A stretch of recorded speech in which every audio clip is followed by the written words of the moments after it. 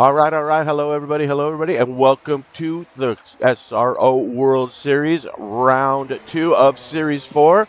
We are in for a real treat today. We are at the French track of Paul Ricard. I'm here today with my pal Woody, who has all the info for us on these cars. We are going to be in a 60-minute race today, and I want to make sure to bring in our sponsor, Liberty Boots. As you can see, Liberty Boots has been with us all the way along, and Liberty Footwear as they go by. They are built in America, so you can enjoy stylish comfort, performance, and our safety hiking everyday wear custom fit boots handcrafted in Michigan, USA.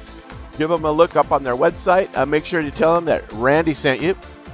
Randy Marek, one of our drivers, he is also helping to sponsor this series. So give them a hoot and let them know that you saw the ad here, and that'll go a long way for all of us. All right. While this plays out,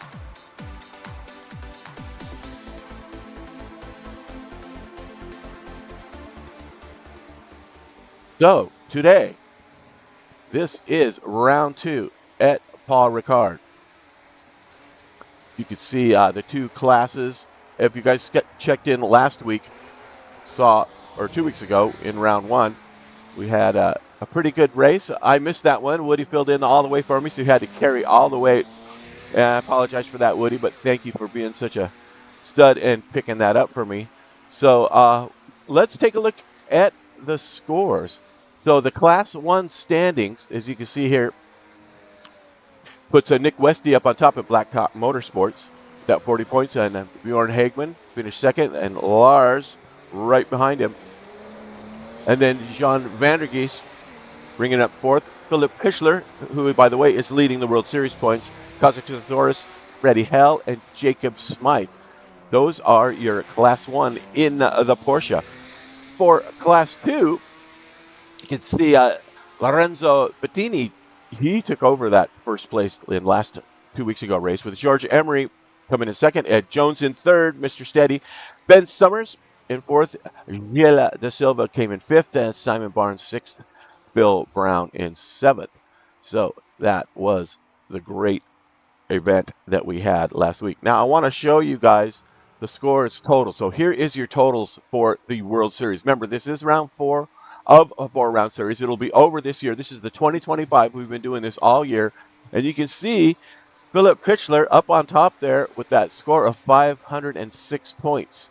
So Nick Westy, who did very well in the beginning of this series, if you remember some of those races in the beginning, it looked like he might even run away with the series, but there he is right there in second place with 482. And then John Vandergeest from Deere, right in third place right there with 454 points. So it has tightened up, and this series here, this last series, will produce a champion for us. So with that said, I'm going to hand this over to Woody and let us talk about the cars. I want to show you here that the Porsche is up there now. So give us a chat on these, Woody. Good evening, everybody. Welcome back, Rob. It's good to have someone else to talk to in the booth. Thank you. But we are running the Porsche 911K in Class 1, the Porsche 911K 1970s to 1971. Two-door coupe. You've probably seen the infamous Golf livery in pictures. A 4.5 to 5 litre flat 12 engine, so nice and noisy. 4 to 5 speed manual gearbox, and only 880 kilos, 1,808 pounds. So it's pretty light for its power, but mid-engine rear-wheel drive.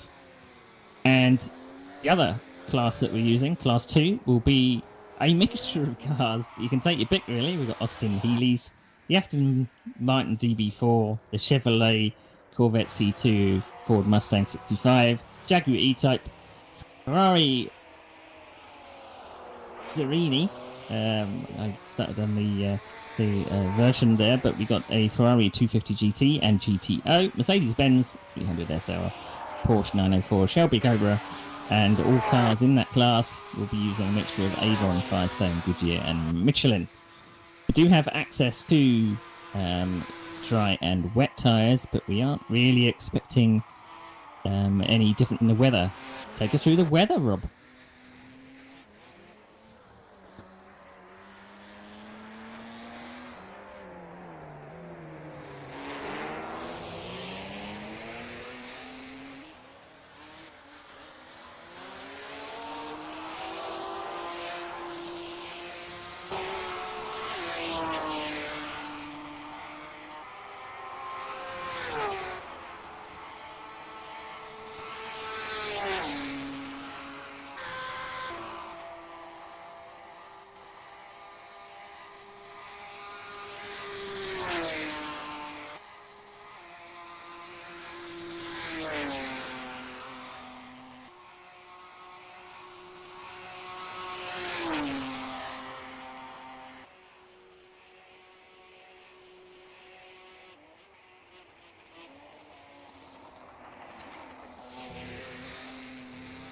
So it looks like we're just coming to the end of practice. We will be moving to the 15-minute qualification session. You were quiet, Rob, and I wondered if you disconnected. There you go. No, it was I had to mute my mic so I could cough, and then I forgot to unmute it. Anyway, you saw the weather. It's nice and fresh. I'm really sorry about that. I thought we had about a minute to go, and we're still missing some drivers, so let's see what happens here in this quali. I had a question for you. The 15-minute quali is not private, so they got 15 minutes. It is indeed. It is private, so they have to come in. No, I mean it's not private. Sorry. My bad. That gives us a little bit of time for some drivers to come on in. I missed last week, so is this a rolling start or a standing start of race? I believe it is a standing start. We've got a big long straight at the start of the course, so that should ease things a little. I don't think these cars are very used to coming off a standing start, but hopefully no one pops an engine from the grid. That would be bad. And I don't think there's any, because we started in the early hours of the morning in game time before. We will be starting probably a little bit different this time, but no wet weather to mix things up, thankfully. Right. Well, thankfully for the drivers, it lessens the show for us, I guess. Yes, it gets quite exciting when they start slipping and sliding all over the track. We do enjoy that, don't we? All right, we are on board with Nick Westy right now in the Porsche, going down that back straight. One thing to notice about this version of Paul Ricard is the front section, our Sector 1, does go a little bit easier with this particular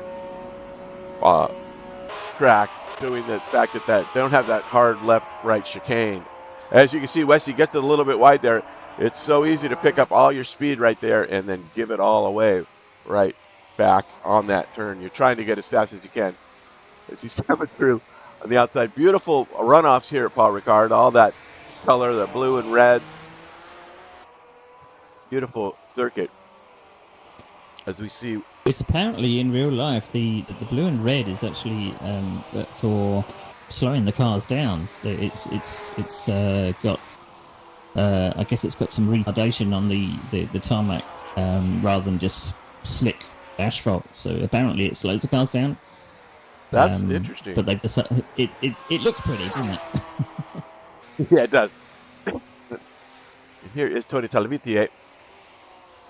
As he navigates that turn, you can see he was well more under control there as he navigates through this Sector 3, this last little sector. I remember I raced this a lot in Assetto Corsa because it was, of course, one of the tracks. They didn't have that many tracks back then. But we got a lot of time in on this. And this Sector 3 always gave me fit in those GT3 cars. Tony seems to be handling it really well. I mean, I think I prefer this layout of track. The drivers have got a big long back straight to get in the slipstream of other cars and passing slower class cars as well. Right. We have as you say, the chicane at the start of the lap is not as tight as it is when the F1 boys did it a few years back. You can see the cones there, right, where he just went through it. Yeah.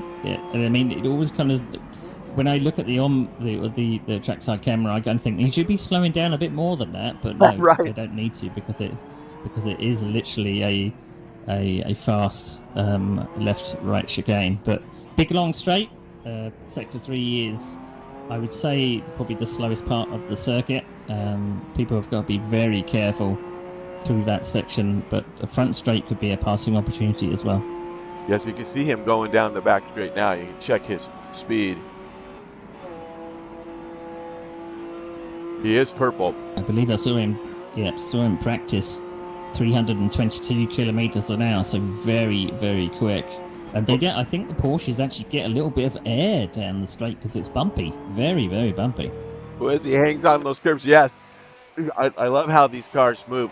He's hard on the brakes there. You can see a little smoke coming off his tires. As Westy has got the fastest lap up there with a 1:45.0. Vandergeest coming in second, but let's see what happens. We've stuck with Tony this long. He's coming through Sector 3 now. We might as well just watch him cross the line. I think he's on a ripper. Yeah, he's purple in Sector 2. He just has to navigate this horrible Sector 3. I know, it's so treacherous. And somebody just did beat him in Sector 1. First gear in a Porsche. Find out who put him in Sector 1. But here we go. Let's see what happens when he crosses the line. And there... Oh, he did not quite squeak out Westy. He's 0.04 behind as he flies through that Sector 1. I love how the cars go through there. It's really cool. So, wow. Where is Westy? He's yellow and yellow. Okay, let's check on some of the GT cars. Phil Brown is leading the leaderboard down there in the GT class. And I believe he's in the Austin, is he not? Looking at it, I think that is the Austin DB4, yeah. And he is it's purple. James Bond. Right. Beautiful car. What a fun car from this era. As you can see him navigate coming across the straight now. But look at the difference in speed. That Porsche, asked it like it was standing still. But the Class 2 drivers, even though there are not many of them with us today, the championship leader is not present. So time to make up some points for these boys. Where did he go? Oh, there he is. Yes, okay. But look at Gilles. Gilles de Silva has put himself up there. Excuse me. So a bit of a difference in lap time between Class 1 and Class 2, literally 30 seconds. Yes, so. Which makes good for traffic situations. So let's get a look at Gilles here. He did put that faster. He's also in the DB. I want to see if we can check out his car a little bit here. Because he's got this beautiful skins on there. There we go. He's, woo, as you can see the Porsche go by. He's representing our sponsor very nicely there. See that in that 27 dB. Look at the teeth and the eyeballs on this paint job. Another James Bond entry. As you can see, Gilles did a great job putting himself up there on top of this bowl so far. Good to see Gilles up there. Let's see your old teammate Ben Summers. Let's see what he's driving. I'm on him now. He's in the Jaguar, I believe. So he's in the Ferrari. Yeah. That's the Ferrari GTO. Yes. Okay. Very nice sounding car. Yeah, I want to hear that engine. That. Try to get the right shot here.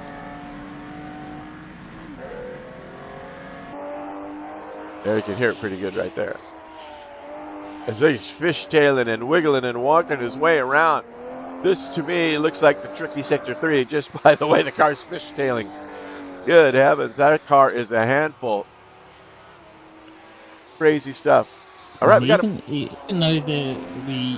though the lap is quite simple, there is a lot of elevation change, which makes it a little bit tricky. And he's trying to power slide around the last corner. He is fighting it, is he not? Holy smokes. And then, who would that be? That is, I believe, Costas in the yellow Porsche, right there. Nope. Who would that be passing him now?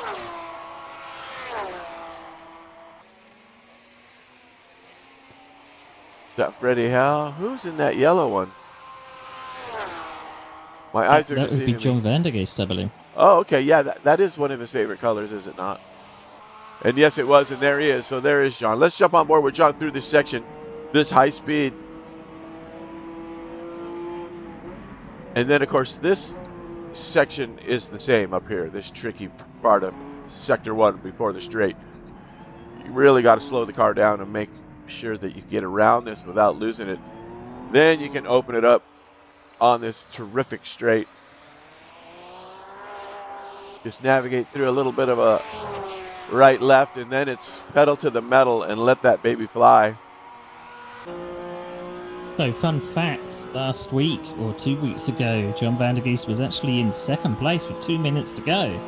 Unfortunately, he dropped down to fourth because of it was a little bit of a mistake, or just the guys behind maybe had a little better tyre wear, but John was kicking himself, let's just say that. That, to me, sounds like a deja vu event from a lot of these races lately. He has been right there with the end, with minutes to go, and had some form of mishap.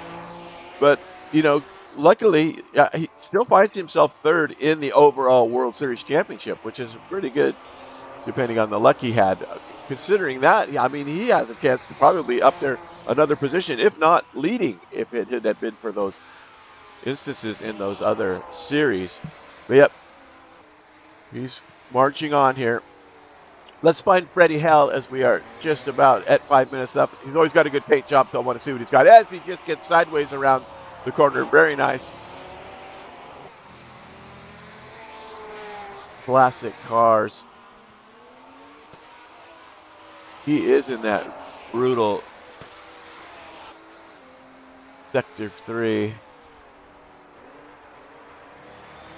Comes across. So we got Westy, Talvitier, Bjorn Hegman, Jean Vandergeest, the top 4 so far. As you can see, Vandergeest just coming in right behind there. Did he move himself up? Yeah, he went up to 4th place, knocking John down a spot. John is right on his tail.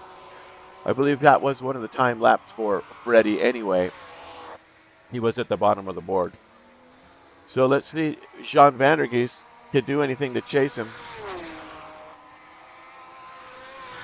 A reminder for anyone that's not seen SRO before, reminder that they have to do an out lap, a fast lap and an in lap. If they crash out or have a spin, then that's qualification over. So they've got to be careful to get a good lap in, a banker lap perhaps. Yeah, it is one of our rules that we've had from the beginning. It keeps people from just crashing out and jumping back in, crashing out, jumping back in. You have to take care.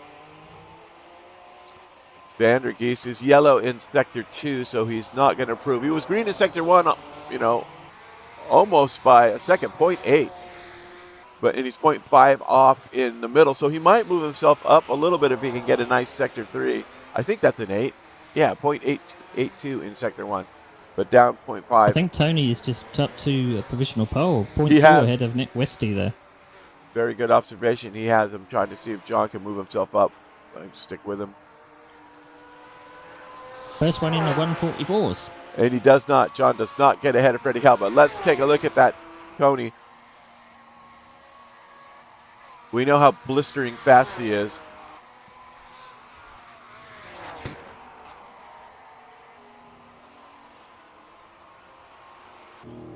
He's given up on this lap. Okay, so let's check out Westy. Where is Westy? He's on an out lap. We've also had a change of lead for Class 2. Phil Brown has popped up into pole position with a 2:10.0. So good going from Phil Brown. Unfortunately, 2 weeks ago, Phil Brown was actually disqualified, and I found out today it was because of an infringement with headlights. So very unfortunate for Phil Brown. Yeah. So he was quite far up the field, so he's making up for it tonight.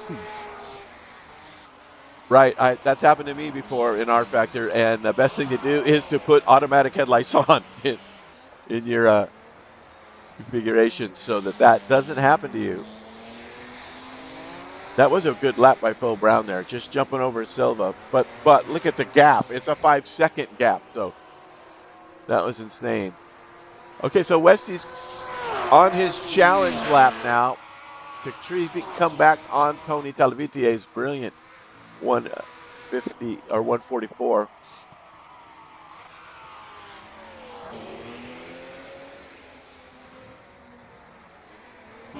It seems to be very hot in France tonight as well. We got an air temperature of 27 degrees, track temper 48. So these Porsche guys have got to be very careful. We've seen a few sideways moments which are probably going to overheat the tires. So they've got to be very, very careful for full distance. Yet the visual evidence for that is definitely there as you see him sliding around. So best of luck to that. Oh, it looks like Mr. Barnes has joined us in the GT class. So we're up 1, 2, 3, 4, 5 drivers now. With the last minute here. And look at that Westy purple in Sector 1.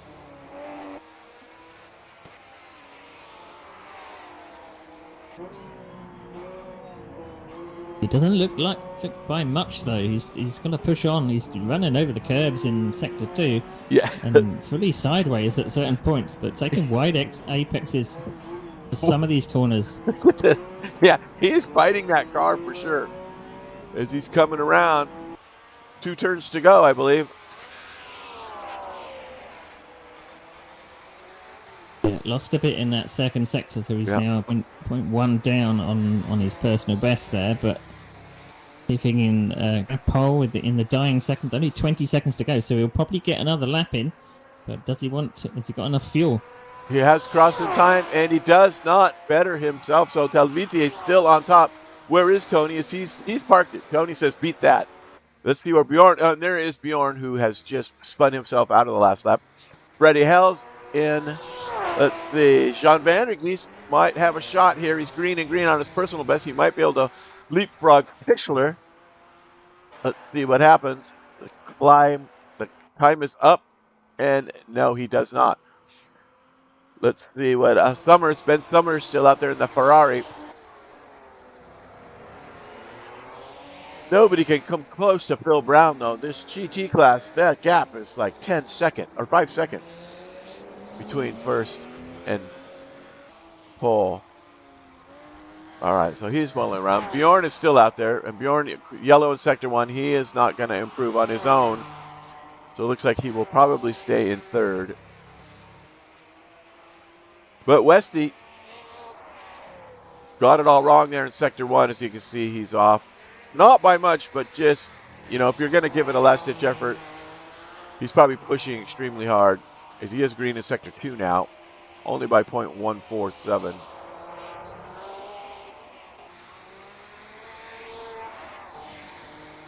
What is it? 0.69 slower in sector 1. So he's still got a shot.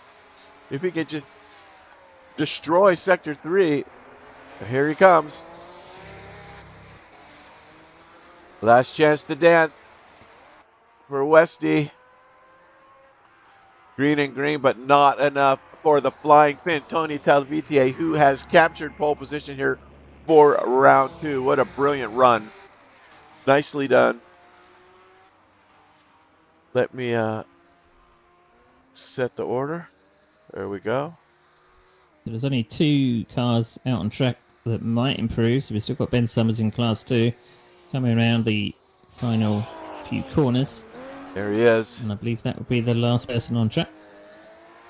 He's really fighting. Holy moly. What? Is this a drifting competition? That was awesome. He's 2 seconds off in sector 2, so I believe he's going to stay right where he is. And, it's not where you start, it's where you finish. So, well done to all these guys for getting it around. But that, to me, I don't know what Ben's got. I know you are one of his teammates. Did you guys cook up some kind of recipe for tires on there? You got some kind of... there's no secret sauce that I'm giving him. He's purely on his own. But he's... Look at him. I don't know if he's taken this car for a challenge, but it does look very, very loose. Yeah. Okay, that right there was drift from lag for session change. All right, into the warm-up. What a session. All right, so we have Tony Talviti, Nick Westy, Bjorn Hageman, and Freddie held the top 4 in that qualifying session for the Porsche car. And then Phil Brown, Gilles De Silva, Ben Summers, Ed Jones, and then Simon Barnes. That's 5 competitors in the GT. So, what a run. That was crazy. Getting ready here for the next session. We've also, I've just been double checking the rules as well. Sorry, Rob. Go for it. There is in fact a formation lap, so drivers will be able to warm their tires on a formation, and the pole sitter can accelerate out the last turn, and off they go. The tires are set to 3 times multiplier, so that's probably why they are making the best of it in qualifying. But in the race, they've got to be very careful. But the tire, they don't need to stop, but if they need to, they need to. Entrance to pit lane might be a bit tight, but fuel is normal, and apparently in-game time would be 2 p.m. So That's crazy. 3 times tire wear. Well, that does explain a lot. Oh, It should look at level the this. playing field a little. Yes. Yes. We do have a couple of drivers that we know start normally near the back. Ed Jones is one of them. Right. He was the highest climber, I think, from 2 weeks ago. He ended up on the podium, but he started 5 positions back. So it was a good run from Ed Jones. That is kind of his MO. He seldom, if ever, qualifies. He's not a qualifier. He finds it better. He has better luck, I think, if he just starts in the back and lets the havoc, get through and regains. And he's had a very successful sim racing career doing that. I think he's the only driver in the vet too, isn't he not? Yeah. Indeed, yeah. He seems to prefer the heavy muscle cars, and the vet seems to be one of his favourites. So it's strange to see, particularly in Class 1, we've got the usual suspects on the front row. Well, in fact, 1, 2, 3. But Lars Hagman back in 8th. He finished 3rd 2 weeks ago. So why is he back in 8th? He must have had a shocker. So he's got to work his way through. He's a very quick driver. Yeah, he is one of the fastest. As you've seen, if you've watched any of these broadcasts, you'll know that he is one of the guys up the top. So he usually trains with his brother. Maybe they didn't have enough time to practice together. Who knows? But I would expect to see him up there sooner than later. But as you said, maybe the old tyre is catching some of these drivers out. But there isn't, I believe, they don't need to do it. Well, I think fuel stops are probably banned, to be honest. But who runs out of tyres first will be the name of the game. But we saw from last round, because we had a tyre change in the middle, because of wet weather, some people decided to stay out on dries, and it actually worked out for Nick Westy. Didn't pit for tyres, so it worked out for him. But it does look like the tight pit entry.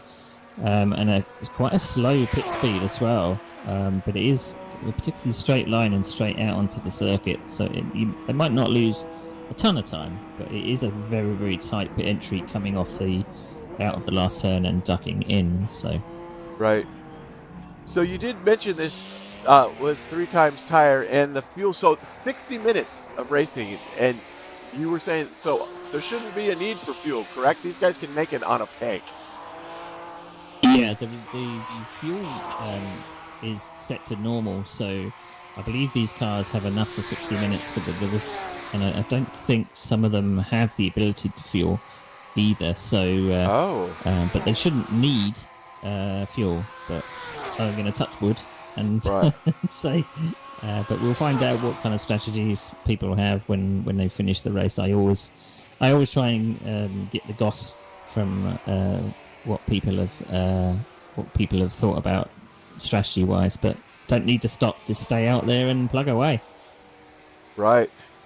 So perhaps, I mean, originally this series was designated as 90 minutes, but I think they dropped it down, and perhaps that's why he went to the 3 times tire, to force that pit stop or some form of strategy to save.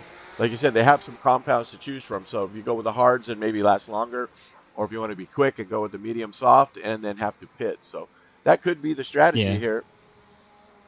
And we've had a change of track venue as well. Originally, we were at the 1988 version of this track, but unfortunately, I think we had a few problems with some technical issues. So this track, slightly different layout. I think some of the chicane's a little different, but you see the curbs are going to be flatter. And a lot of these guys you've seen have been hopping the curbs just to get some track width as well. So right, it's a lot, not too much different from 1988, but it's still the same kind of layout, same big long back straight, and it looks like we're just about to head to the race. Yeah, the clock has ticked down, and we are getting ready to set up for the formation lap, which should give us time to go through the starting order, which is going to be quick today with only 13 total cars. And there we go. Alrighty then. The guys will take place on the grid, warm up.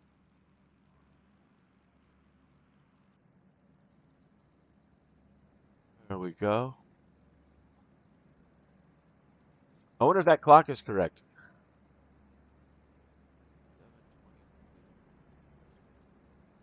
I just like looking at the trackside features. All right. 60 minutes of racing coming to you live from Sim Racing Online, broadcasting around the world in 1440p. Make sure to dial it up if you have the bandwidth. You can watch this in nice 1440p as the formation lap has begun. Let's take a look at the starting order as they drive around here. There you have Tony Televitier, Nick Westy, Bjorn Hageman, Freddie Hell, your top four. Then in fifth is Philip Fischler. Sixth, Costa Tentadors, John Vandergeest, and Lars Hagman, bringing up the tail end there of the Porsches. Then we have Phil Brown leading the GTs, followed by Gilles De Silva, Ben Summers, Ed Jones, and then it looks like we lost somebody. It was Simon Barnes. He's still there. Yeah, okay, we've got all five. Very good. Very good. All right, so there is your starting order. Nicely done, gentlemen. All right, 60 minutes of racing.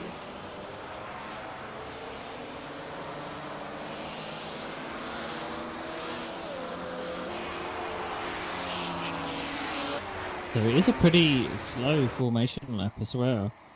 The GT cars aren't getting left behind too much, but I think a lot of guys may have decided, let's not warm our tyres too vigorously on this formation lap because of the tyre wear. But 60 minutes of racing is a long time at this track, and the added bonus of being a formation lap is that you possibly won't be side by side in turn one. So that's a plus. Yeah, that 3x tire wear is going to come into play here, and we are going to witness it live as we get through Sector 3 here. This technical, twisty, that big, round right-hander right here seems to never end. And then into the tighter lefty with the right swoop, and then another super tight left with almost a right hairpin, as you noted, out to get back on the straight, which does make it interesting for pit lane. So we are about ready to go here. A couple turns to go.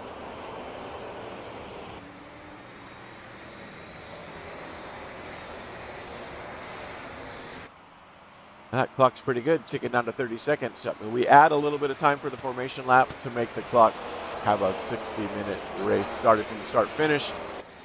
So we're about 20 seconds ahead of that, but that's close enough for government work. And here we go. They are off. We are live. We are racing. Paul Ricard round 2 as the Porsche scream down the straight. Televitier holding onto that lead, and Westy's just trying to get a little bit of a draft, but Bjorn right behind him, the top three. A little bit of separation there already as they head into that twisty little slightly right-left that just throws the cars off. These guys have made it through. Meanwhile, back here, Phil Brown out to a brilliant start, leaving his competitors in the dust as Gilles, Ed, and Ben left behind there. As you can see, Phil put it to those guys. They make it through that section. Meanwhile, back up into the fast section, Freddie Hell challenging Bjorn there for that third spot. Get a little dicey here. It does here. look like we've had a change of lead as well. Nick Westy opportunistically had a go through the first few turns, and he is away, but Tony is not letting him get away. Big long straight draft is a thing, so Nick Westy's probably not going to get away too much if Tony can stay in that draft. Right there. Let me get that banner out of the way. There is your track map up there. You can have an idea what's going on there, but it looks like Bjorn is all over Tony too. Is Tony jumping it a little bit slow here? Perhaps just because it is lap 1. Westy gets a little bit crooked there, gives Tony a shot. Coming through this wretched section. And you can see behind here, there is Bjorn just behind Tony. And not too far behind him is Freddie Hell, followed by Fischler.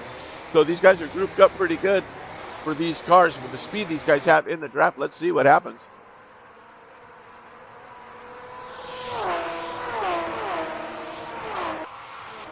There is Lars bringing up the tail end of the Class 1 segment. Let's check back here on the leader for GTs. Just really quick, he's just by himself. So these guys are going to have to do some work to stay with Phil, I believe. But Gilles and Ed are having a little bit of a run. But I want to watch this through Sector 1 here because I think this is where Westy got Tony. We missed it. He's spreading out a little bit there. Porsches. Just that low profile. And I have seen him getting some air, so we got to keep an eye on that too. All right, these guys are clear. Let's see. Looks like Ed has gotten around De Silva in that bed. He's using that American muscle, just getting around that Austin. And Gilles not having it though. He's staying right with him.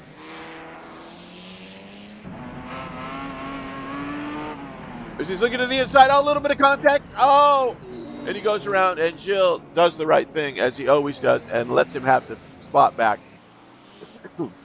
It is one of our rules here. If you cause a spin or anything, you can either do a drive-through or give the position back. Chose to give the position back, which allows Ben to get through both of them. So Ben Summers now in second place in the GT class. So a little bit of an incident for Gilles, and kindly giving the spot back. So let's step back up to the high speed end of the circuit here, where these four cars are pretty much in lockstep here as they make it through that last turn heading down the straight. Let's see if Lars can do anything with the draft here.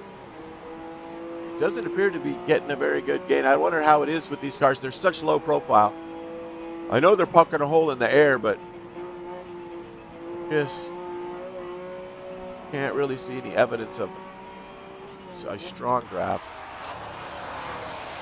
It does look like a lot of the guys in the Porsches particularly are struggling in the twistier sections, so the gap seems to elongate in those sections, but there is a definite 1, 2, 3, 4, and then the next group 5, 6, 7, and 8. So, right, they've broken away. Indeed. Here is the third place car of Bjorn Hegman. This is where they're getting air. You can see that. They come down that hill. The front end is definitely popping up down that back straight.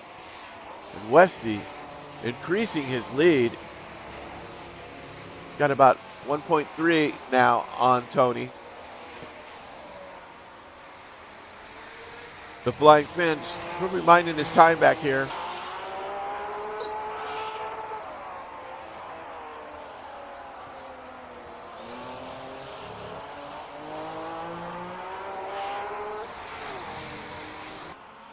These guys have tightened up here in the back, 5th, 6th, 7th, and 8th. Two separate battles here, pretty much. It's almost into groups of 2 now for the tail end guys. Yeah, I was just looking at John Van der Geest. He had a little bit of a nibble at the Costas Canzeras, and unfortunately got it all wrong and dropped back. But they're not getting spread out at all. This 5th, 6th, 7th, and 8th they're within draft of each other. So if they can keep together, they've got a good grouping here. You saw that, but Tony had a run on Westy there. He was right on him in the straight, and they both were smoking tires through that sector 1, that left-right bend there that used to be turn 1, that high speed left-right. Both tires were smoking tires and practically drifting through there. It was really cool. As you look, getting around the last of the 13th place, that is Simon Barnes. Pardon me. Simon Barnes, yeah. Yeah, pardon me. My dyslexia kicked in when I saw the Simon. I went to Summers. I made sure that Ben Summers did take a different car this time because it confused the hell out of me 2 weeks ago. So, because we had 2 Ferraris that were red and the same number. So, but Tony looks like he's able to get within a second through certain sections of the track. But once he gets to the twistier part, a lot different, but he's closed up in the final sector here. Yes, indeed he has. This is where he got him before, so if he can keep it together. Look at these guys fighting. They're just fighting these cars. If he can stay close enough, he might have a run at the straight. And I believe that is where Westy got him in the previous lap where he made that pass. So here we go. It's pedal to the metal down the straight. Let's see what happens. We've also got we're catching on the tail end of some of the Class 2 guys, so it depends where they catch these Class 2 guys. Hopefully it's in the faster section. But right, there going through that first left-right section it's deadly. Hold your breath. And there is Gilles de Silva in the Austin right there in this turn section, so that's bad luck for Tony as he kind of caught him at a bad spot. And that allowed Bjorn to catch up with him, but Gilles is getting out of the way with that shark-toothed DB4. Really cool livery on that car. So these guys are battling, getting through traffic, and next up for the traffic war is Vandergeest and Costas, and Vandergeest looks like he might have a little bit of an angle here. He gets down the straight here, he's got his sights on Costas here. Let's see if he can use that draft. Looks like he's got a good run here. Oh, you got to be careful. Here he goes. Oh, he chooses to go to the inside. He's taking some air. He gets a little bit of curb. Bouncing, get air. Stay. Oh, some contact. They fly through Gilles. Can they hang on with all that speed coming into that right-hander? So Vandergeest keeping it ahead of Costas, taking the spot.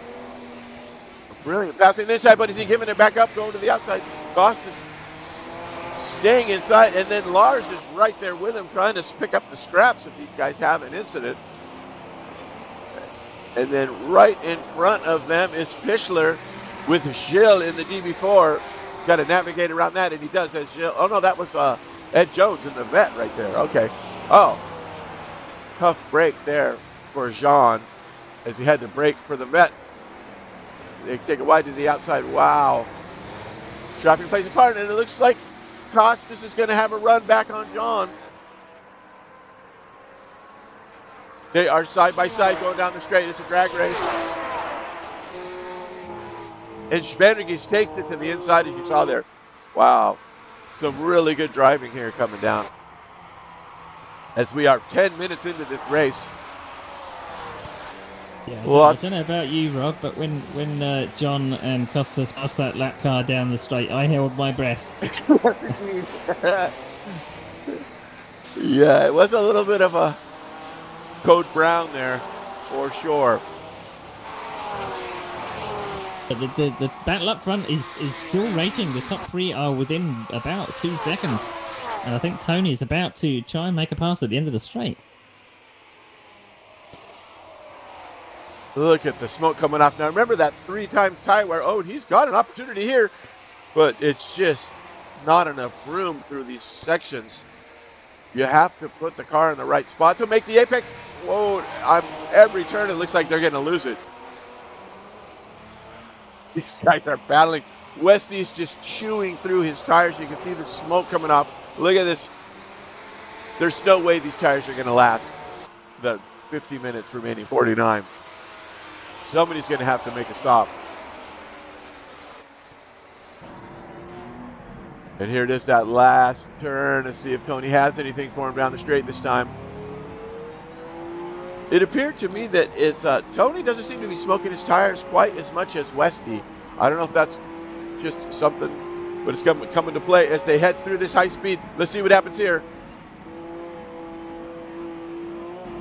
Wow, Westy is so incredibly fast through there. You can see the gap he leaves Tony behind. So it's balls to the walls in there, and it looks like Westy is just keeping his foot down, smoking his tires through that section. Will that come back to hurt him later?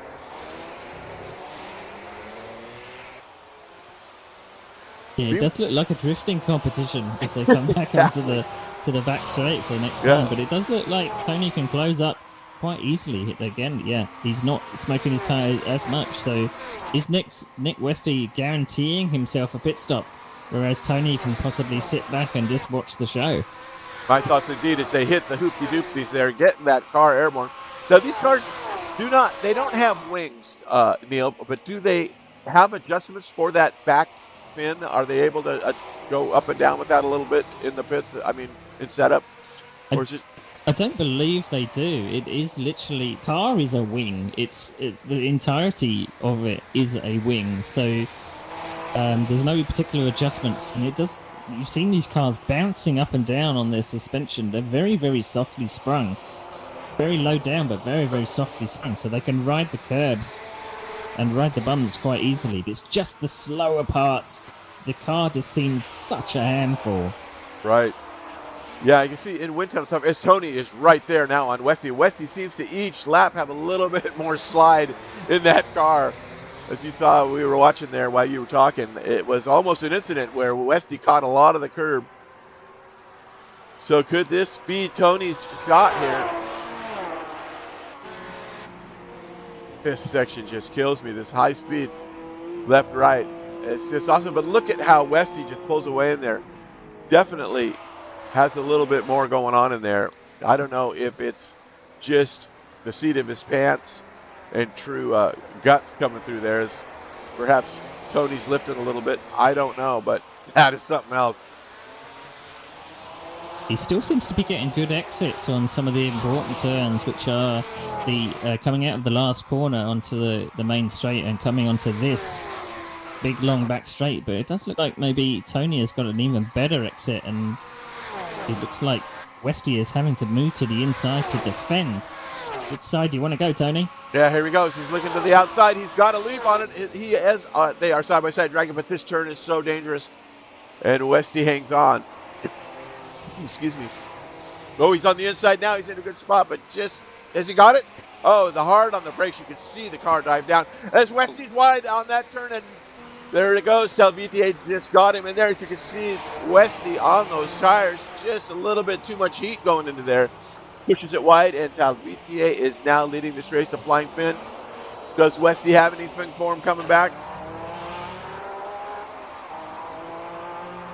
Yeah, it looked like Tony sold him a little bit of a dummy. He said he was going to go up the inside, but didn't in fact pull it off, and then pretty much scared Nick Westy off the road. Yeah, and as they get through real tough job. Did you see that? They get through Simon Barnes, and Westy just about went around. So that's going to allow Bjorn to have a run on Westy. I'm thinking Westy's tires are screaming right now. We did have a little bit of a run in the GTs with Gilles and Summers, but it looks like Gilles has won that battle, and now they have gap. So if you can see by the track map there, 11th and 12th just coming down the straight now. There is no competition battling right now, so we're going to stick with these Porsches as this is some really good tight racing. Bjorn, there's Bjorn's bumper view. It looked like Westy was able to cut a little bit more curb in turns 1 and 2, which gave him a little bit of a run in the first sector, but it looks like Tony was able to pull out onto the most important part, which is the back straight. And look at Bjorn closing in on Westy as they hit traffic. That looks like Gilles is at the DB. Nope, it's not Gilles. It's Ben in the Jaguar. Surviving. He is still surviving. So, wow, well, a little bit of a break, but third place, the second, third, and is that Freddie Hell is still back there in fourth. Not quite caught up to this top three. But again, there's probably a few guys probably playing the long game, not screwing with their tires too much and just kind of hanging back. Maybe they will have a pit stop in hand at the end of the race if they look after their tires. Wow, there is Gilles in the DB4 getting passed now by these top three. As you can see, Freddie Hell there just coming around back behind. But I believe Westy is in trouble with his tires. Let's just see. This is where Westy shines right here. He's just so quick. As you can see, he gets through that and closes it in on Tony a little bit, but then Tony's got the advantage, I believe, the rest of the way. Yeah. Yeah, if this was the FIA, they would be giving 10-second penalties for track limits, I think. Right. Well, we are logged onto the server with. We do have administrative passwords. We can hand out penalties if we so desire. It does look like the track limits are pretty relaxed at Paul Ricard, and you can carry quite a lot of speed going, hopping over some of these curbs. They are, particularly the first sector is so quick. Look at that. And this leads on to the back straight. Yeah. Just the bouncing. Yeah, we were just looking at the suspension there. There is Ed Jones in that Corvette. He's next in line, giving a good room to these extremely quicker leaders. And there's Westy again in that same spot. Looking, is that going to open the door for Bjorn? You can see how he's just wider and wider every lap, and now he's just drifting through these turns, which does make it quite exciting for us. Let's take a look at it from Bjorn's point of view.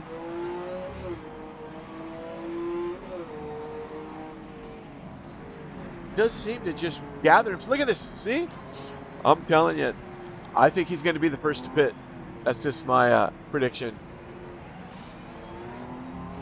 See if Bjorn has anything for him in the straight, which I don't believe he does. But I just want to notice how look at this. He's charging. But let's watch Westy through this section. He's just, look at him just keep going. Look at the gap he creates right there. And it could be to his demise later on in this race, but he is no balls, no glory into that section and just giving it to it. As you can see, he's just all over the curb there. So we shall see what happens. Yeah, I think through some of the faster sections, he's leaning on the tyres a lot more than some of the other guys. I think that they are particularly backing off so they don't scrub across the track and heat up their fronts. So maybe he's Bjorn is just sitting there waiting for the inevitable. Exactly. And I think that's how Tony got through. I mean, it was Westy going wide in this turn that's coming up right here.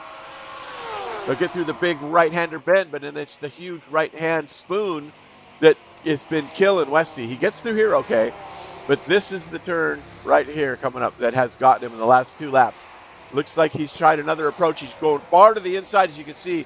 Okay, so he has made up for that and trying to overcorrect and did a very good job getting through that time. But that was his Achilles heel on those last 2 laps, and I think that's what gave up the lead.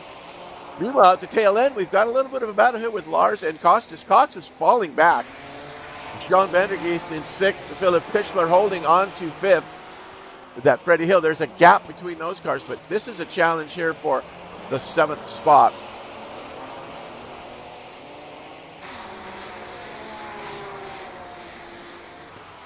They're not trailing Pichler and Vandergeest by that much. Okay, everybody's tightened up now.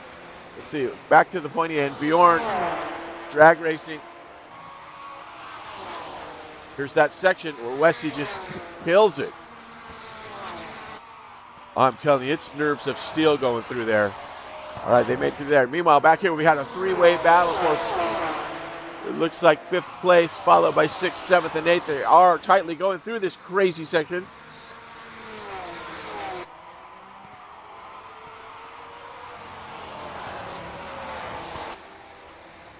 This is really good stuff. There seems to be a characteristic of Ricard that a lot of the turns seem to be double apexes. You've got to take wide entries and hit the apex a bit later on. And it's just in the slower parts of Sector 1 where it slows down, and Sector 3, it's just got to be I guess a bit of a flow. You've got to be on the right side of the track to have the wider line into some of these turns. But I'm guessing they're thanking the stars that they aren't using the 1988 version, because that would have had gravel runoff.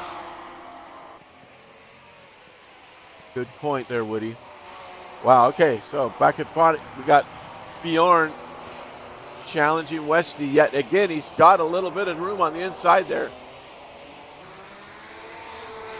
They're fighting their way here through Sector 3. Talvitier increasing his gap there. He's got 3 seconds on Westy. So I think Talvitier was minding his tires that whole time while he was following Westy. And you can see he is gapping the field now. He's out front, the flying fin. There's nothing holding him back now. he can preserve his tires and just do what he does, just nailing apex after apex. And I really enjoy Westy through this section here. Yeah, looking at the latest lap times, Tony is still able to get into the 146s, but the second and third are slowing each other down into the 147s. And Nick Westy has a penalty. Is that track limits? Oh my gosh, I'll bet it is. Make any details on that? I would have, you know, I've seen him go over the white line a few times, but. So he does have 3 laps to serve this penalty, so Wow. it's just timing. And if it's a track limits violation, remember he won't be able to stop at the same time. So it's probably a drive-through. So this would be, well, it might put me to his strategy. Yes, that is just a gut punch for Westy. As we look at this battle for 7th, Hegman going for Costas. He's on the outside. Costas holding on, or he's on the inside, and he's got that position. Will they hold on? He dives inside. Lars holding on and taking 7th. So his first step up from the tail end, he has got himself past Costas, who surprisingly back there this race. He's been so competitive in the other races, but perhaps these 3 times tire wear have played a part in the fact that he is so far back. Maybe he's saving his tires. It might be a brilliant move when these guys have to pull into the pit stops. Okay, meanwhile up here, is Westy in? Is Westy not in? Westy is serving his penalty. There he is. Oh my God, it's a slower than molasses. Painful drive-through for Nick Westy. He's down in the 4th. There's Pischler going to get around him. Here comes the crew, so everybody's getting by. Westy's down in the 6th. Where is Lars? Lars and John, and everybody has got him. He is finding himself back in 8th place now. Now I wonder. Just monitoring pit speed as well. It's a very slow 60 kph, the pit lane speed limit. And I was just looking at the overlays, thinking, is he going to get a pit speed penalty as well? Because that is sometimes you're annoyed at yourself. You've already got a penalty. Don't speed in the pits as well, because you'll have to come back in. Right. But I'll bet you that high speed, I mean, we saw him go outside on the turn that Gilles is now entering, that second to last turn. But I'll bet it had something to do with his high speed section, the right left at the end of the front straight, where he was probably going off track every time. With that high speed, smoking those tires, as Costas making a run. Oh, yes. Lars right there. Costas holding on to that spot as we're in that tricky, slow spoon right-hander that just, man, you have all this speed coming down the straight, and you just got to slow this baby down for this sector 3.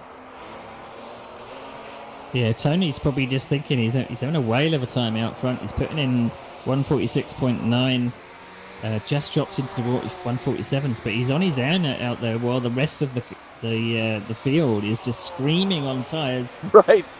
And coming into the final section. Side-by-side battle here with Hegman and Conosaurus. Oh, you can see he lost it there. Is that Westy's coming in again? Westy back in the pits, so I think you were right, Neil. I think he did another speed. He was speeding through the pits once again. Oh, no, this is scheduled pit stop. Oh, okay. Good call. Way to be on top of it. So he's probably giving up. Our first Class 2 is pitting for tyres as well, with Gilles de Silva. That will drop him down a little bit. He was far back from Ben Summers. He's going to lose a place to Simon Barnes when he comes out of the pits. But first 2 pit stops for Class 1 and Class 2. Right. Simon Barnes does get that spot as he fields that Ferrari through that sector 1, right, left, right, whatever the heck it is. I believe that's what caught out Westy, was that section, because we saw him flying through there, and he was off into the red curbs quite a bit, almost every lap. That could have been where the incident took place. Yeah, just seen Westy pop up on his jack, so he's currently pitting 4 tyres. But this is a very long pit stop, so I wonder whether he may have had damage from all of his curb hopping, but that's a very long pit stop. Lars putting the pressure on Costas for that coveted 6th position. Westy's still in the pits.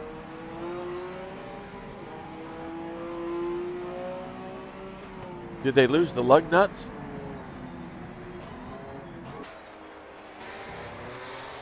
Looks like he's exited the pits now. Is he a lap down, or has he managed to stay on the lead lap? Here he no, goes. He's a lap down. He from is the now, leaders. yeah. Even Costas and Hagerman have passed him now. Or no, he got out in front of them. So he would have been 2 laps down, I believe. Maybe he's 113 seconds back, according to my data here. So wherever that puts him. But right now, I think that's 113 seconds. That's nearly just over a lap. Yeah. Yes, I believe from that, 7th place. Right. I think he was a lap down on the whole field. Because is he ahead of Lars and Costas? Is my question. No, he is in 8th, a lap down. Okay. I mean, on track. I mean, he might not be a lap down to these two. Was my thought. He might be on the same lap as Lars and Costas because I think he's just ahead of them. Is he not? Let's see. He's just coming through 3 now. He's actually between 2nd and 3rd on the road. Yeah, and if you can see, 5th and 7th and 6th are just now into the Big Bend. So I believe he got out in front of those two. So I'm thinking, because here is Lars and Costas.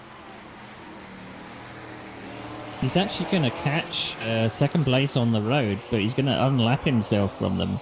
So he was fighting with Bjorn Hagman, that's currently in 2nd. He was fighting with him at the start of the race, but now he's going to unlap himself. Right. So unless these guys have planned out their pit stops, whether they can go particularly long, or they're just chuckling to themselves that they've been able to save some rubber, because we haven't seen too much sideways action from them. No. They can just let him go, and he's got to gain a lap on the whole field. Right.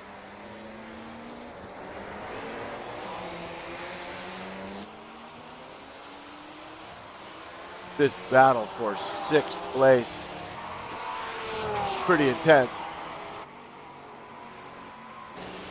Here it is. We were watching Westy try to unlap himself.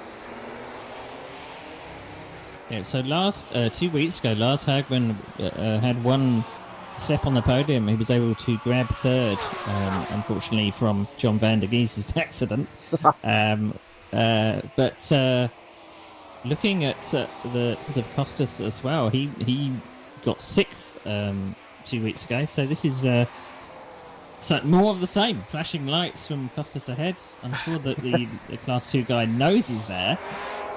But big long straight. More than enough space to get by, I think. Well, if you just saw Westy getting by the 2nd place Bjorn, he gave him a little bit of a kiss on the door there. They had a little bit of contact, but he has unlapped himself from 2nd place. I don't think he can chase down Tony, but we will see.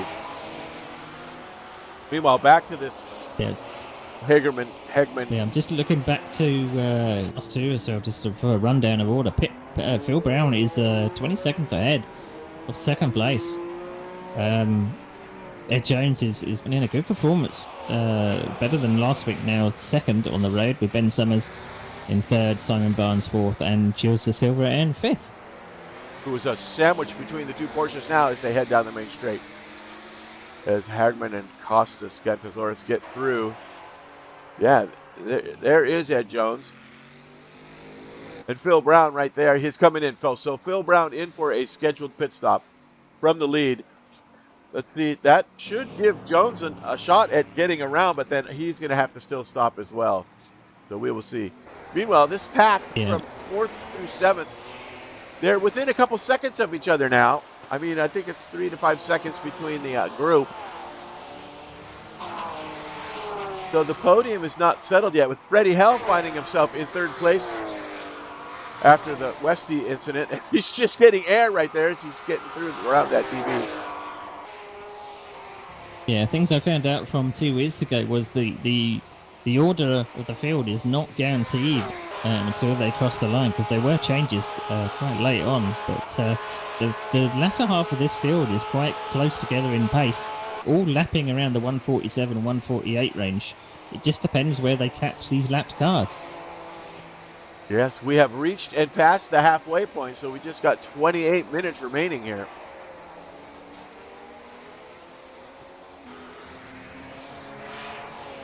Where is Westy now? You can see what's in front of him. Delvitier is way out there.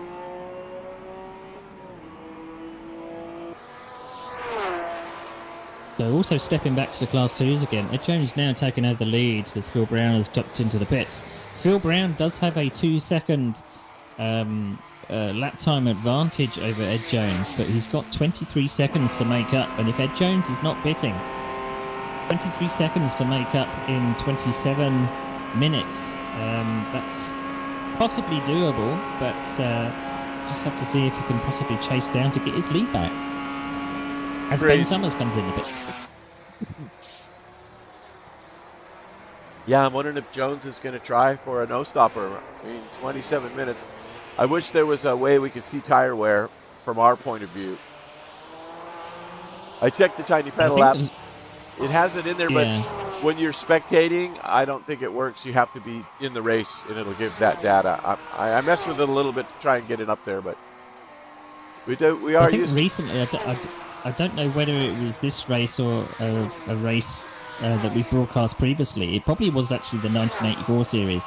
Remember, there was someone that was really, really close on the fuel, and they ran out of fuel like meters from the line. I remember that. I think that was the last round, yeah. I think it was one of the MRG guys. They literally ran out of fuel coming onto the final straight. Yeah, you could see the start-finish line ahead, and he was just parked. Get out and push. Or get a teammate to push you across coming from behind. I've done that a lot in the past, helping our car teammates by pushing them across the line so they don't get a DNF. So let's go down the list. Here is Nick Westy, your leader. He does have the fastest lap of the race. I mean, not Westy, Tony Talvitier, pardon me. 1:45.7 is the fastest lap of the race, which was done on fresh tires early on. Like you said, he's in the 147s now. And I believe, is that not Westy's right behind him, and Westy spun the leader. He has spun, or Phil Brown anyway, he has gotten spun from second place by Westy, trying to recklessly make his way back through the field. Most unfortunate for Phil Brown. That is really going to hinder his pace to try and catch Ed Jones. If Ed is indeed on a no-stopper, that was a little bit damaging to his chances there. But you can see Westy now. And that is Talvitier right in front of him there, the leader. He's going to try and unlap himself. But at what cost? It's quite a long lap here as well, 1:47. So unlapping yourself and then gaining another 2 minutes on the entire field is a very big ask. But I mean, these cars that we're using tonight are very well suited to this circuit, because it obviously holds the ELMS 4 hours. It does the GT World Challenge. We've got it a also challenge. does the FFC SA Championship. So this circuit is no stranger. Pardon me, Neil, but we have a challenge, and it is Westy, Costas, and Hagerman. Hagerman got through, made a brilliant pass, and then they just bumped fenders, and Lars went around, and Costas got the spot back. So, wow, this could be a rules infringement if he does not give this spot back. I don't know if it was race incident, but definitely wasn't intentional. They just bumped noses as Lars, who made a very clean pass in that last section after the straight. But then on the right-handed spoon turn, Costas got inside and they tapped noses, and Lars went around and now is back in 7th place. with Kostic's taking that 6th spot. What a break. It was a brilliant pass that Lars made. Very unfortunate. We did catch it all on the broadcast, so at least we were able to watch it. Yeah, it looks like Costas tried for the cutback. I think just wasn't enough space to do a cutback because Lars was already there. So yeah, Costas may be heading to the steward's room if he doesn't give that place back. I agree. I mean, at least slow down and give him the spot back and keep racing. You know, otherwise, if you don't do a drive-through, which is devastating at this track, so the smart thing to do is to give the spot back. But I guess in his mind, he's got to deem it if it was a race incident or he is truly at fault in his own mind. Yeah. So, and as you say, in SRO, we do have that punting rule. So if you don't give the place back, which you should, you could go down 3 positions, and it does look like he's slowing down to let Lars catch up. Right, here it is. This would be a brilliant move, actually. He's going. I believe he's letting him through. Or is he? Maybe down the straight. It's a little bit dangerous. Oh, he's far inside, so he is going to get the spot back. So there we go. Okay. Yeah. You're back on the good list now. Look like he was. He did look like he was slower than he had normally been in that final set. Yeah. So it's probably very tough to actually see the car behind because of all the crests. Correct. And see where they're going to overtake. Particularly the last sector, where we've seen some of the Class 1s, Class 2s nearly come to grief. So it's not the best place to try and let someone by, I think. No, and the views from these cars, too. The fenders looking to the right, left, out of the windscreen is not, you're not going to see everything. So, but he's back on the good list now as he gave the spot back to Lars, and now he can battle his way back as he did. He did have that huge gap, so my gut feeling is he slowed and let him have the spot back, saving himself a drive-through, which would have devastated his race at this point in time.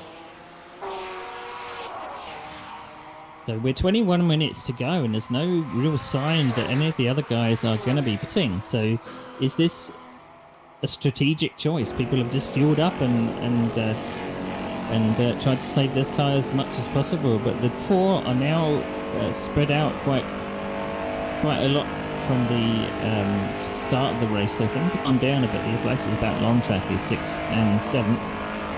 Yes, we're focused on Ed Jones now, who is, if he does not stop, I think he's going to have it. If he can make it through as he's down the straight in that Corvette with that custom rosewood steering wheel. It's a beautiful car. It's just the pace difference in these cars is amazing. I feel like we're going so slow when we're following along with the GT class. Yet when you're driving them, so the GT Revival class that we're using this time, called Class 2, is actually based on what they use at the Goodwood Revival. So as we did from the rundown, there is like Aston Martins, Aston Healey's, they're all classic 60s and 70s classes of cars. So hopefully when we get a few more people back in 2 weeks' time, there'll be a few more car choices on the track. At the moment, we're quite slim pickings for Class 2.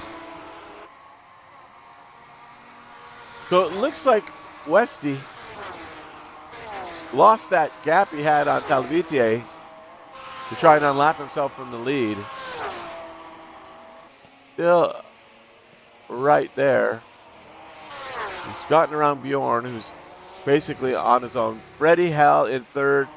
These guys are at the point where all they got to do is hit their apexes. There's no challenge, no real challenge at the moment. Yeah, Westy again is using rubber like it's going out of fashion, but he's still only doing the same kind of lap times as the leader. So that drive-through penalty plus having to do a pit stop, that's hurt him quite big, considering 2 weeks ago he just ran out front and disappeared from the rest. So this is going to flip up the championship as Tony. This is his first round this season. And I still believe that it goes back to that Sector 1, high-speed right-left, where he was continually getting outside the curbs. I think that's what cost him. He was so fast there, and maybe that's why he was not staying on the track very well. So we will see. Phil Brown is some 22 seconds back now. So he hasn't really gained a lot of time. What did you say when he came out of the pits? He was right around that same amount. So he's not really going anywhere. But that spin cost him. His pace is, the pace has lowered a little. He's now down to the 211s from the 210s. So it's looking a little bit harder to catch up, particularly with a 23 second gap to catch. But Phil Brown, I think he will take a podium considering what happened last 2 weeks ago.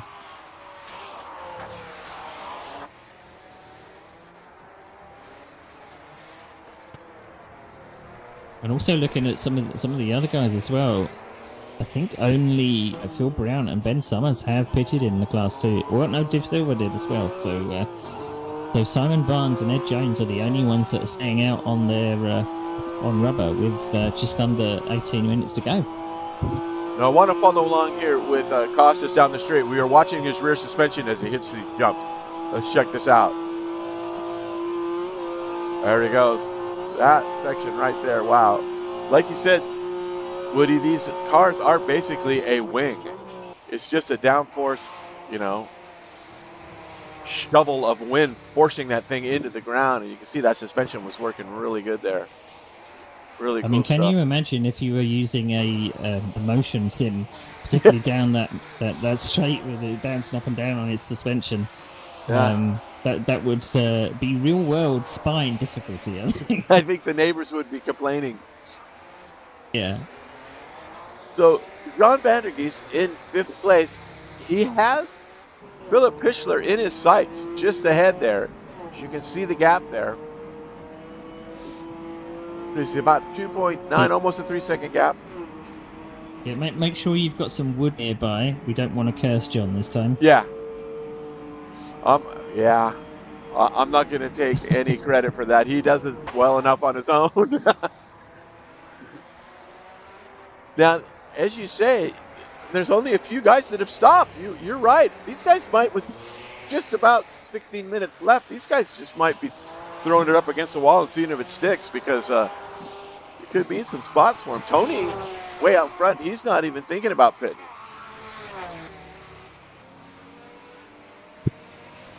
You just got to make sure Westy doesn't collide with him. It looks like he's catching up, but like you said, he is spending the rubber quickly.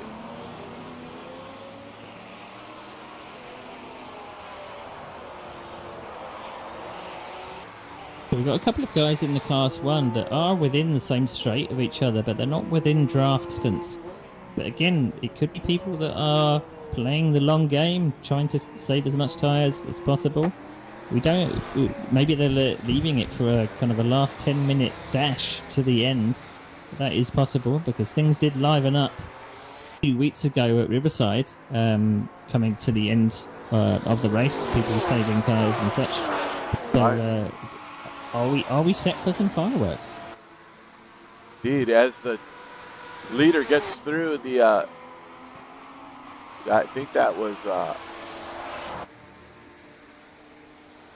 no, it was Phil Brown or Gilles and Jones. No, it was Jones.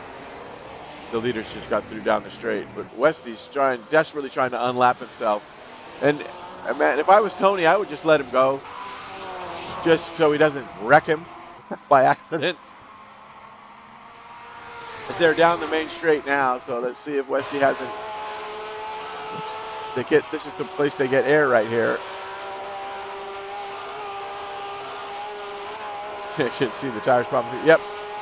Nice move by Tony. Just let him through. He can't hurt you. So there goes Westy. Has quite an amazing feat, actually, to unlap himself. So you got to give him a pat on the back for that. That was quite the move.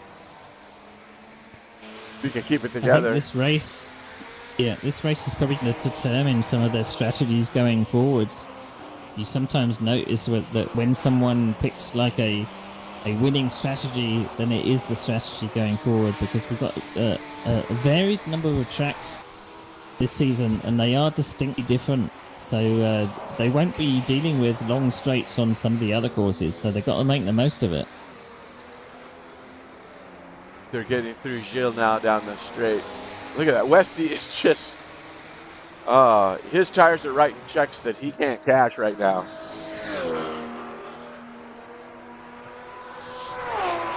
See the view from Telvitier there with Westy in front of him. Here's that section, Westy's favorite section, where I believe this is what cost him. He's stayed within the lines now, so he's got it under control.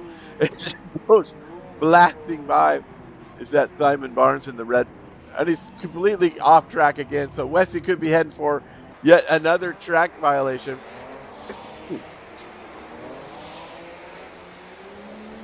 Simon Barnes is just a witness there. Meanwhile, up at the pointy end, Freddie Hell has closed in on Bjorn. He's getting through Gilles de Silva in the G2 Classic, the GT traffic. But he seems to be closing that gap on second place, Bjorn Hagman. They weave their way through the GT class. Just go to the inside of Simon. Just hold your lines. Nicely done. You can see from the inside when they hit those bumps, just taking air. So, with just about 12 minutes remaining, we might have a battle here for second. See just by looking at the track map that everybody is completely spread out, with the exception of second and third, which are the closest right now. Everybody else is just getting through lap traffic. Here's sixth place, getting through the GT leader, Ed Jones. Phil Brown's gap still remains at 23 seconds. Trying to do some James Bond stuff here. It's just a cool old car. Vandergeest. So as we said before, the Paul Ricard is quite a classic track for endurance racing, so it's not out of place here. It's been around since the 1970. So it's quite an old track. I've checked up the track maps. The layout hasn't particularly changed an awful lot in the last few years. I think they have changed the track layout to slow some of the cars down because unfortunately we did have Elio DeAndres that did lose his life coming down the fast straight. Can you believe that the straight that we've got now was even longer? So it did host Formula One for a number of years. Also has hosted the TCC and the FIA GT. So it also hosts motorcycle racing. And you can imagine the bikes going around some of these slower corners. But what kind of speeds would they get down this main straight? Yeah, it's fast back there. I mean, you've raced this track before. There is a version where they have a kink right there too, where you can add the little chicane on that straight that you were talking about. The F1 circuit is kind of very similar to this, but turn one is a lot tighter. The chicane you would have to slow down quite significantly, and the back straight does have a chicane in the middle of it as well. Right. So the top speeds probably wouldn't be up to what we're knocking on. I think it was 322 kilometers an hour, something like that. So that layout is available in the modern version, but we are using the flat-out version to kind of simulate the older, more faster version of the circuit. Which is ideal for these cars. As we follow Philip Pichler here, steady as she goes in fourth place. Vandergeest is his closest challenger, just some few seconds back. There he is.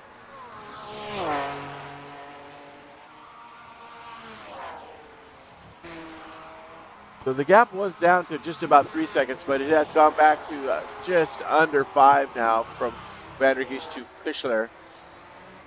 But the gap from Pichler to Freddie Hell in third is about 14 seconds.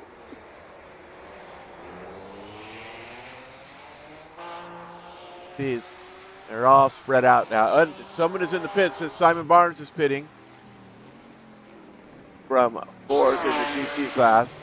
So there's probably a desperate move for some rubber with just under 10 minutes remaining, 8 minutes and 50 seconds to go. We are nearing the end of this round 2. Tony Telvitia yet to stop. And I believe this is going to be a win for Ed Jones with a no-stopper.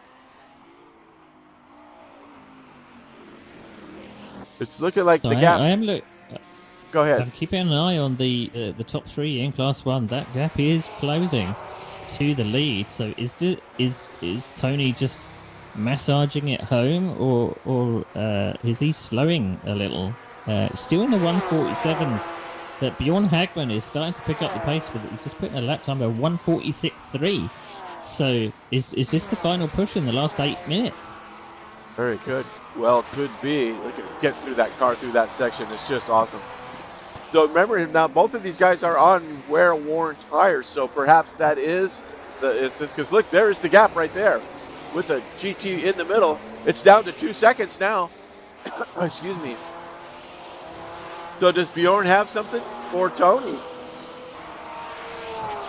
It did look like Tony possibly caught that GT directly in the wrong part of the circuit, just coming onto the straight rather than on the straight. So lap traffic may actually play a part. 2 seconds is now the lead. Trying to get to the back view. There is Tony. We should have that rear. There it is. There is the gap to Bjorn. Now let's see how Bjorn navigates as the GT goes wide, so that's plenty of room for Bjorn to get through this section. This is a trouble section. See if he can close that gap. 2.1 does get into the under 2 seconds as the slow parts of the turns, but as he pulls away, it climbs back up. So a couple turns to go for the straight for Tony.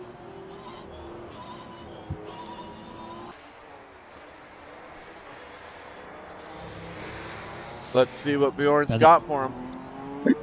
I think as a driver yourself, you probably know that once you have a driver in front of you and you can see your quarry, it's a lot easier to chase. So maybe now that Bjorn can actually see Tony ahead, maybe that's firing him up to push into this last 6 minutes. It's going to be, what, we got just over 3 laps to go, perhaps 4 laps. Good point. You know, that was what we always said. If you can see him, you can catch him.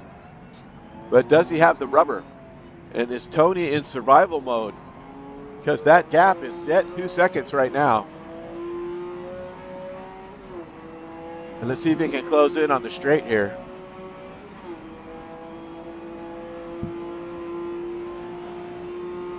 There it goes, the leader of the GT class, Ed Jones, in that black Corvette.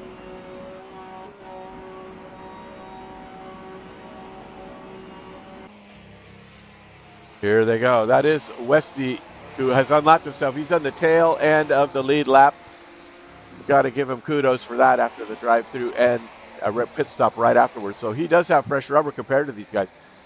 Neil, has any of the other Class 1s pitted for tires?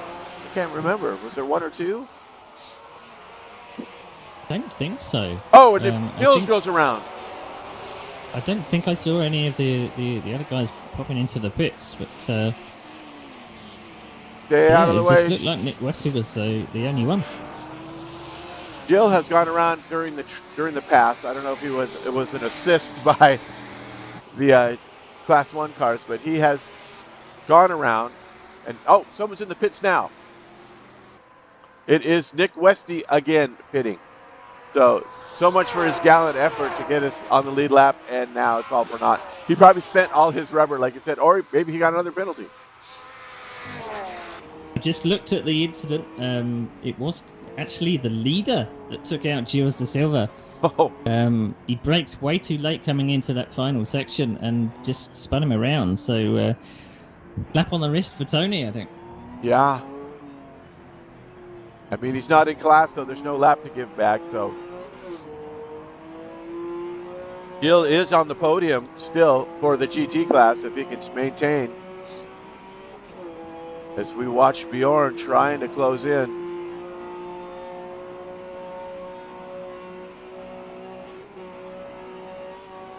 taking air. It does seem to like he's closing in a little bit here. This could be exciting. We are under 4 minutes remaining. So as you said, probably just a couple, maybe 3 laps at the most. Just under 2 minutes a lap by some 15 seconds or so, yeah.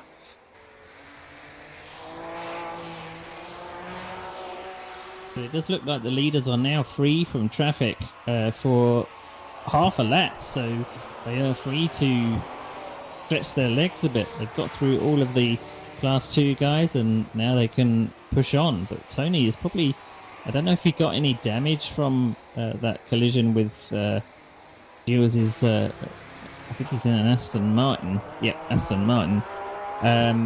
So he's keeping the gap at about 2 seconds, but we all know that it's easily lost. Yes. Jean We Van just der saw Geest. Tony put in the fastest lap of the race, 1:45. Holy smokes! So he's ready to go. So he was holding something back. He probably felt the challenge and said, "Okay, I got to pick it back up." Speaking of picking it back up, Van der Geest has closed in on Fischler now with under 2 seconds. They're heading down the main straight, so he's got a shot at a podium with 2 minutes and 20 seconds remaining. So there's this lap and one more, I would imagine. So the leader's going to come across the line with about 1 minute to go. So they're on their penultimate lap, I believe, once they cross the line. They'll be on their final lap once they cross the line. Yes, yes. So does Van der Geest have anything for Fischler? He's chasing that podium down. He's going to have to get right on him this lap if he's going to want to have a chance. And that gap just opens up after that sector 3 with all those twisty turns. But he has closed in on him. It was under 2 seconds for a minute. Now it's about 2.5. So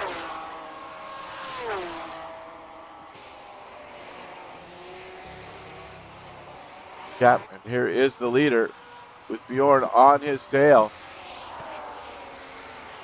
Just noticed a couple of pop up on our timesheets. Phil Brown has a penalty. Oh no. All right, this is He it.